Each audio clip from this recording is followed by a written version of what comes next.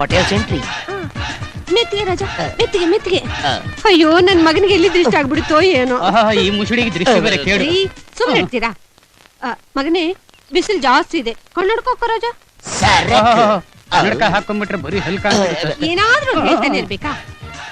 ಮಗನೇ ಅಲ್ಲಿ ಇಲ್ಲಿ ಜಾಸ್ತಿ ಓಡಾಡ್ಬೇಡ, ಬೇಗ ಮನೆಗ್ ಬಂದ್ಬಿಡು. ಇವನೆಲ್ಲಿ ನಿನ್ ಬಲಗೈ ಬಂಟ ಕಾಣಿಸ್ತಿಲ್ಲ? ಸುತ್ತಮುತ್ತ ಯಾರು ಇಲ್ಲ. ಅಲ್ಲಿ ನೋಡಿ ಬರ್ತಾವನೆ ರಾಮಾಯಣ ಪೂರ್ತಿ ಮಾಡ್ದವನು.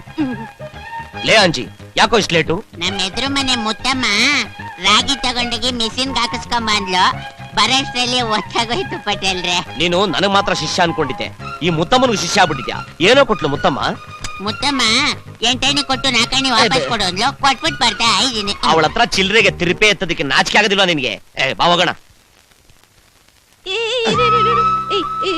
ಬುಟ್ಟಿ ತಗೋ ನೋಡು.